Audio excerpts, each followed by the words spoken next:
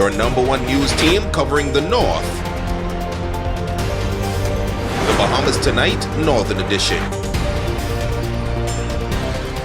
Welcome back. Students are now face-to-face and extracurricular activities are on the way. Although the SACME competition will not be happening this academic year, Vengata Yalapragada, SACME leader at the 8 Mile Rock High School, says that a series of workshops will be held for science and math educators at various institutions on the island.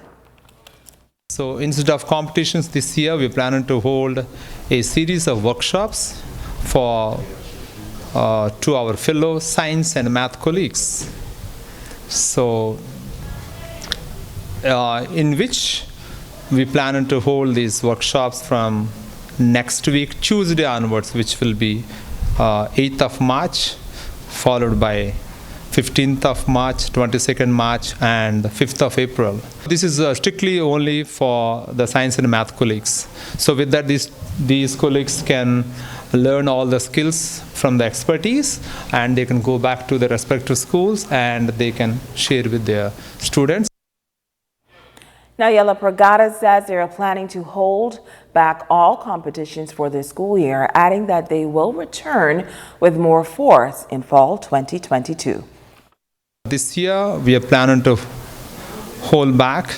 The reason why the schools fully face-to-face started just recently, and the upcoming time is going to be very crucial time. From both ways, students as well as teachers' point of view, because all the national exams are ahead, and at the same time we, the physics, chemistry, biology teachers, we need to focus on coursework, which is very important, and more or less the due date for the submission of coursework will be sometime first week of April. So we are so busy with those coursework, so that is the reason we are planning to hold the competitions for this year. And if everything goes well by next school year, we are going to come back with full force. Now, the workshops scheduled in the coming weeks include building the bridge competition, learning to design a mousetrap can, and building a bottle rocket. Now, the SACME program is about engaging and preparing students for college and careers in science, technology, engineering, and mathematics. And it was a happy day over at Pelican Bay Hotel as they donated a number of sheets and blankets to the Rand Memorial Hospital. Patricia Albury, financial controller and administration manager at the hotel, says that they're pleased to donate the hospital, adding that together with the rest of the community, they're going to get Grand Bahamas' economy back on track. We are happy to be here this morning to make this donation to the Rand Memorial Hospital, GB Health Services. Pelican Bay is very cognizant of our corporate responsibilities to the community, and wherever we can make a difference, we will always try to meet the mark. Operations. Acting hospital administrator for the Grand Bahama Health Services, Sandra Mortimer Russell, expressed sincere gratitude to Pelican Bay for their continued contributions to the hospital. Your organization has always been warm, welcoming, supportive, and professional in our many events over the years, and a relationship of the many years we so cherish. You are truly one of our strategic partners, and our patients, as you know, when you are hospitalized, the hospital is very cool.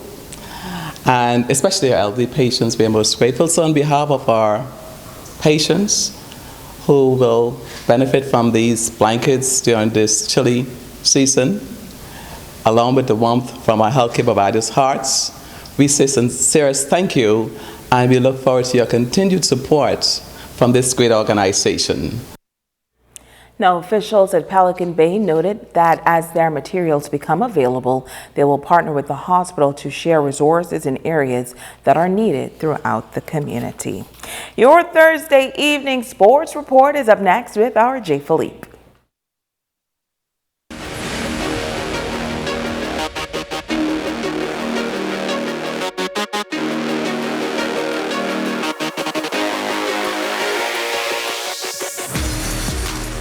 Good evening, I'm Jay Philippe and welcome to Sports with some updates from our international athletes competing at the college level. But also Tabernacle Junior Boys basketball team recently traveled to New Providence, and guess what?